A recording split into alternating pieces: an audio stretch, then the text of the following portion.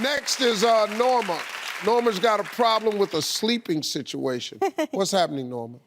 Well, so my husband and I've been married for 5 years. We sleep in separate rooms. We started doing this 6 months ago because when he had the flu, but then we discovered that we slept better having our own bed. So we just stay with it. And plus, I'm a night person, and he gets up really early in the morning. We still have great sex life, and we still hang out at night.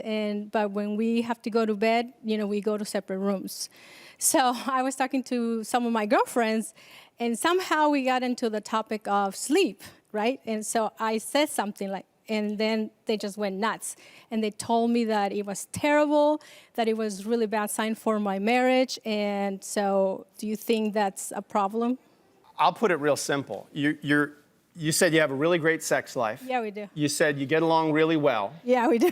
You said you're happily married and you're both getting a good night's sleep? Yes. Okay, check, check, check, check. Yeah. You're fine. You're fine. If any of those things start to slip, Yeah. then you got to sit down, have a conversation with him and say, hey, what's going on? We're not having sex like we used to. We're not spending time together in the evenings. We're going to our rooms, whatever it might be. But other than that, with all due respect to your girlfriends, tell them to pay attention to their own marriages. Okay. Okay. Keep an eye on what's going on in their house, in their bedroom. The only two people got to be happy with your marriage are you and your husband. Yeah. And it sounds like you're doing great. Okay, cool. Thank you. Thank you. You have learned one thing from all of this. Stop talking about your relationship to other people. Yeah. Here is the best advice I ever got. When you get married, form a two-handed circle. Mm-hmm. Don't let nobody else in that circle.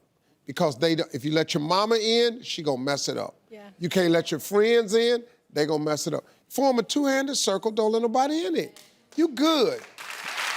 Hey, where's Camille? Hello, Steve. Okay. I wanted to talk about responsibility. I've been married for 3 years, and my husband and I keep having the same fight over and over. My husband and I both work hard during the week. I try to be a good wife. I do all the laundry, take care of the kids' homework, make sure we have a hot dinner on the table. But most weekends, there are few things that I need my husband to do around the house. When I ask my husband to do these few things, he gets upset and tells me that it's his time to relax and that I'm being demanding. I know my husband needs a break, but I don't think I'm asking too much. Any advice? What might work well with him, because it's sometimes easier to train a man than it is to train a dog. Yep. You might want to say to him very clearly, all right, look, these are the 4 things I need done.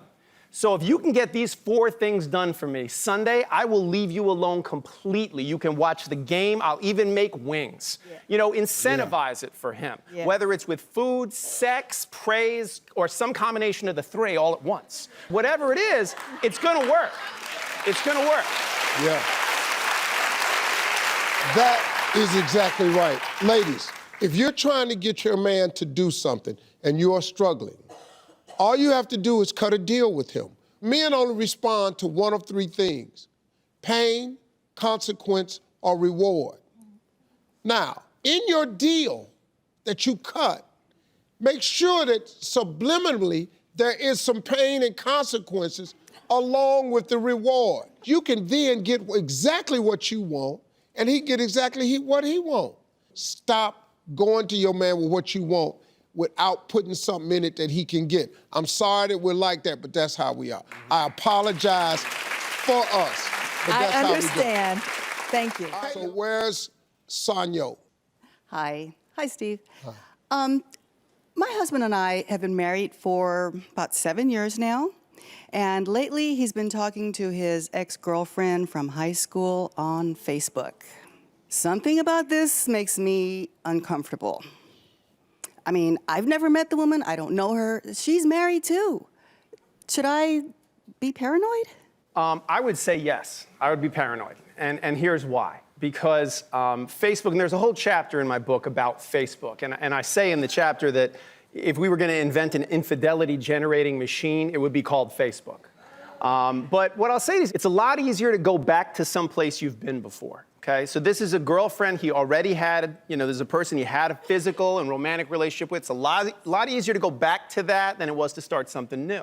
But the question I'd suggest to you is take a look at her Facebook and take a look at his Facebook, because you said she's married too. Right. Does her husband have a lead role on her Facebook page, or is he somewhere in the supporting cast? Do you have any role in your husband's Facebook page? Are there pictures of the two of you? Or would you look at his Facebook and go, oh, that guy might be single? Have you looked at your husband's?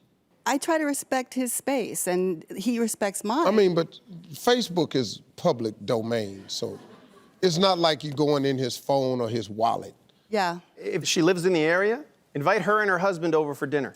If your husband shuts that idea down, or she says, oh, no, you know what, I don't feel comfortable with it, that's another red flag right there. Right. Thank you.